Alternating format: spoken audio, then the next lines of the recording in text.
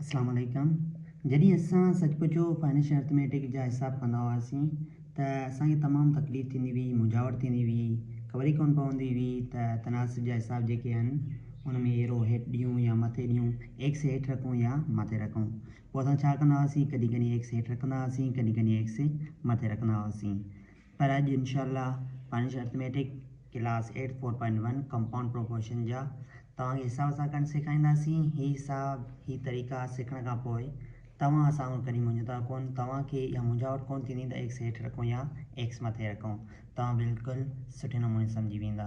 त compound proportion जा हिसाब शुरू करण खां पहिरीं असां ॾिसूं था कंपाउंड प्रोपोर्शन टाइप्स घणा आहिनि। छाकाणि त एरो ॾियण खां पहिरीं असांखे टाइप्स जी ख़बर हुअणु घुरिजे, उन खां पोइ असां सही एरो ॾेई सघूं था। छाकाणि रांदि ई एरो जी आहे। जेकॾहिं असां एरो ॾियणु सिखी वियासीं त बिल्कुलु आसानी सां असां हिसाब हल करे सघूं था। त कंपाउंड प्रोपोर्शन असांजो जेको आहे उहो ॿिनि हिसनि में विरहायल आहे। कंपाउंड प्रोपोर्शन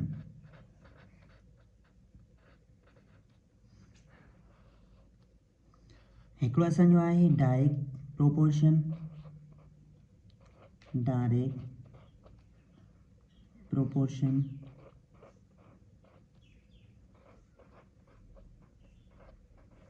ॿियो आहे असांजो इनवर्स प्रोपोर्शन।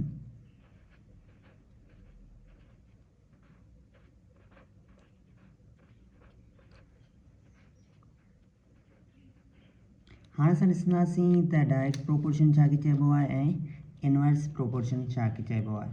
त सभिनी खां पहिरीं असां ॾिसूं था डायरेक्ट प्रोपोर्शन खे।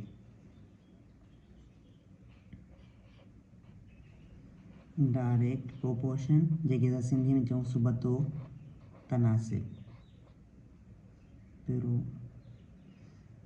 सॉरी स्पेलिंग ग़लती थी वई। Direct proportion.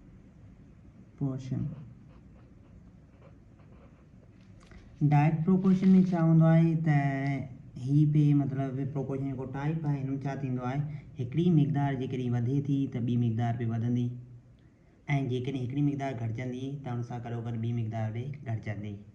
हिन जो असां एग्ज़ाम्पल वठूं था त तव्हांखे बहितर सम्झ में अची वेंदो।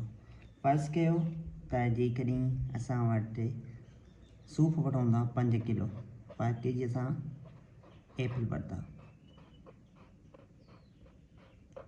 जंहिंजी जेका कॉस्ट आहे असांजी उहा कॉस्ट खां चऊं था उहा सपोज़ कयो असांजी 500 आहे।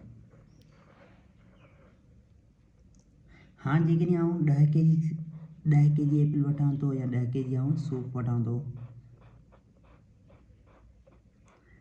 हाणे छा तव्हां ॿुधायो 5 kg एप्पल जी जेका कॉस्ट आहे या क़ीमत आहे 500 आहे। जेकॾहिं मूं 10 kg एप्पल हुजनि, 10 किलो सूफ़ वठिणा हुजनि त क़ीमत बि छा थींदी, वधंदी।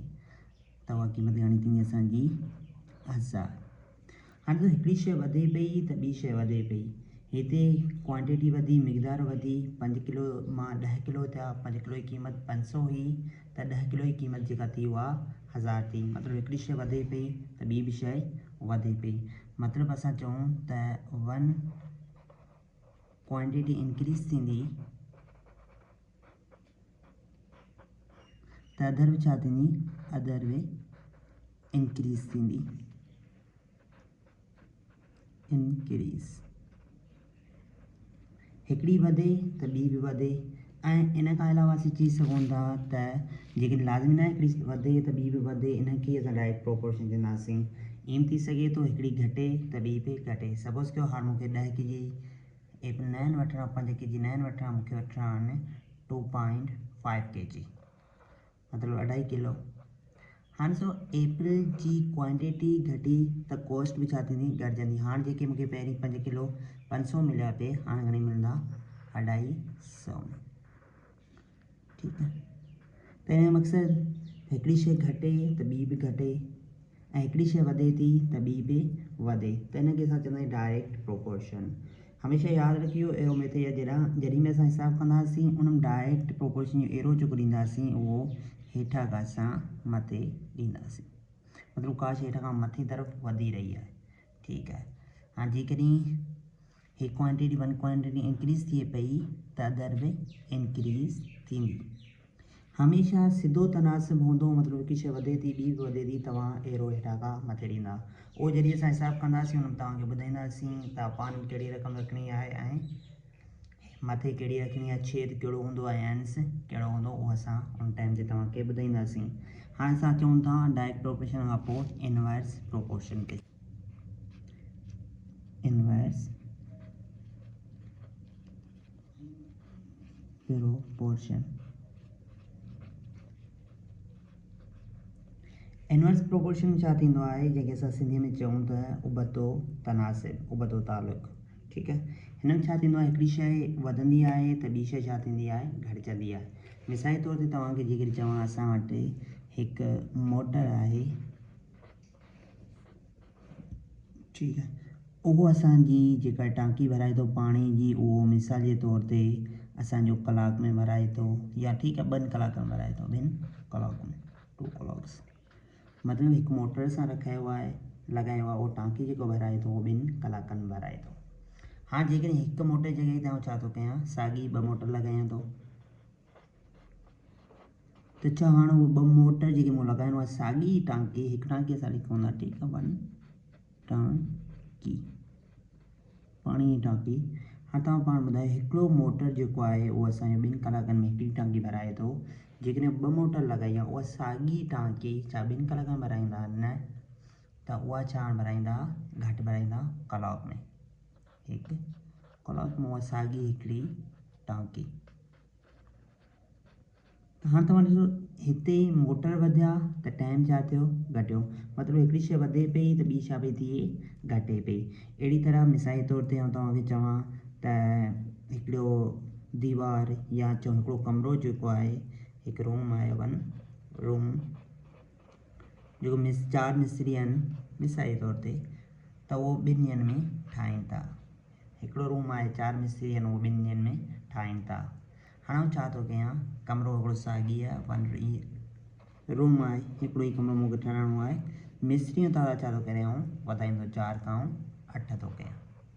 त हाणे तव्हां ॿुधायो, छा उहे 8 मिस्त्री उहो साॻी कमिरो 2 ॾींहंनि में ठाहींदा, न, मिस्त्री जो तादाद वधायो त ॾींहुं छा थींदो, घटिजी वेंदो, घणे ॾींहंनि में ठाहींदा, हिकिड़े ॾींहं में। हाणे ॾिसो, हिते असांजो छा पियो थिए त मिस्त्री जो तादाद वधे पियो त ॾींहं जो तादाद घटिजे पियो, ठीकु आहे, त हीअ असां मिस्त्री में सन्स मिस्त्रीस एंड ही डेज़, ॾींहुं, ही जेको असांजो रूम आहे, कमिरो, सही आहे। त हिते हिकु रूम ठाहिण जे लाइ मूं 4 मिस्त्री कमु कनि था, उहो 2 ॾींहंनि में कंप्लीट कनि था। उहो साॻी रूम जेकॾहिं मिस्त्री जो तादाद वधाई आहे 8 त उहो 1 ॾींहंनि में कंप्लीट कंदा। हिन जो मक़सदु मिस्त्री जो तादाद वधे पियो त ॾींहं छा पिया थियनि, घटिजनि पिया। त अहिड़ो तनासिब जंहिंमें हिकिड़ी शइ वधे ऐं ॿी शइ घटे, त हुनखे असां इनवर्स प्रोपोर्शन चवंदासीं, सिंधीअ में उबतो तनासिब। यादि रखिजो, हमेशह उबतो तनासिब में जॾहिं तव्हां अननोन वैल्यू असां मालूम कंदासीं, हुन में एरो ॾींदासीं, उहो मथां खां हेठि, मथां खां हेठि ॾिबो, ठीकु आहे, मतिलबु का शइ हेठां खां मथे घटिजे पई। हिन में इहो थींदो जेकॾहिं 1 क्वांटिटी इंक्रीज़ थींदी, क्वांटिटी इंक्रीज़ थींदी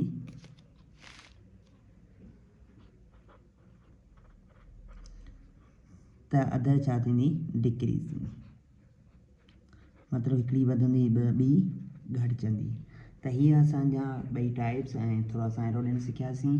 अॻिते असां एक्सरसाइज़ जा सुवाल हल कंदासीं, उन में इनशाला तव्हांखे पहिरीं बेसिक सम्झाईंदासीं, ऐं उन खां पोइ सम्झण खां पोइ तव्हां एरो मेथड जा हिसाब आसानी सां करे वेंदा, उन में का तव्हांखे दिक़त कोन ईंदी, ऐं तव्हां कॾहिं इहो कोन मुंझंदा त एक्स हेठि रखूं, एक्स मथे रखूं, या तीर हेठां खां मथे ॾियूं, या हेठां खां मथां खां हेठि ॾियूं, या हेठां खां मथे ॾियूं।